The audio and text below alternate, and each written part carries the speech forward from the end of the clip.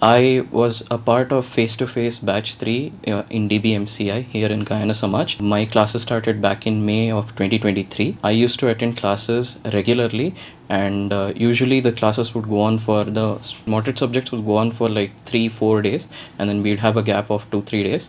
So I would attend classes regularly, and then I would read whatever was taught on that same day. And if I have spare time left, I would prefer going through the Q bank. People try sticking to just PYQs, but Q bank is essential. If you do Q bank, you'll get that skill at least. How do I do MCQs and stuff? In the break days, I used to revise the subject again and then do PYQs, so that I'll pinpoint the areas which have to be revised properly after all the 19 subjects are done. Or major subjects, I used to keep 5.5 to 6 days. For short subjects, usually 1 day or a little bit extra in the next morning and stuff. I think that should be ideal, because first revision, you can give as much time as you want, but after first revision, you have to see to it that days should relatively reduce compared to what you used to do previously. So if you're giving 5.5 days for medicine in your first read, the second read should go down to 3, and then third read should go down to 2. And I feel around ideally 3 revisions are required before the main NEET PG exam. And then my personal favorite faculty, I would say, is Dr. Saurabh Jindal sir. He's not just a fabulous dermatologist, he does this free meditation classes, and that helped me a lot, especially Tamim sir, Nasir sir. These are pinnacle of postgraduate medical coaching, and I don't think the experience they carry, they give you practical solutions to practical problems. There are other teachers as well. It's thanks to all the number of grand tests that I've given, I was able to do well in my major exam, because paper 1, paper 2, paper 2 definitely was more difficult, but paper 1 was relatively moderate to tough, I can say.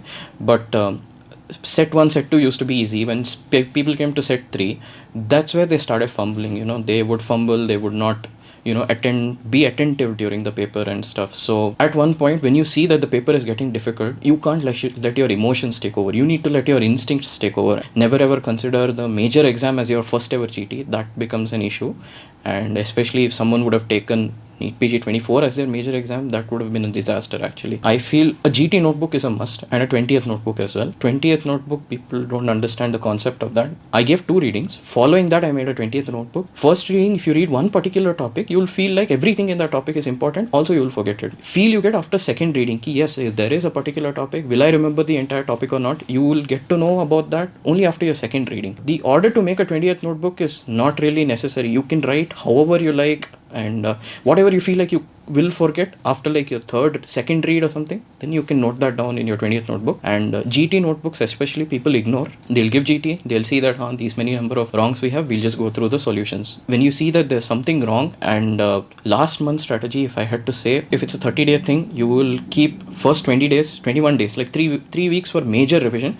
Last 1 week, I would say stick to some revision plan. It should be a rapid thing. I won't say go through your notes again, full notes again. It becomes a hectic thing. Read your 20th notebook again, and then there are programs which DBMCI provides. That was a major revision source for me. They touched upon every single important topic. So every topic which was covered in Vibe, I went to my main note, I solved a few questions after that, and then I'm like, okay, fine, I'm sorted for this topic. That is my major go to for the last week revision strategy. Personally, I would like to thank my parents, because they have been my support system throughout, and my friends, Ankita, Ajita, and Dheeraj, Santosh, and Saurabh. Thank you everyone. I would also like to thank DBMCI staff, and I would like to thank the real people behind DBMCI, which is Jivraj sir, and then all the support staff and stuff, who saw to it that everything was managed smoothly, and then classes went on so smoothly that we had sufficient time before INICET to read for INICET, and then maybe plan our future as well. Thank you to everyone at DBMCI.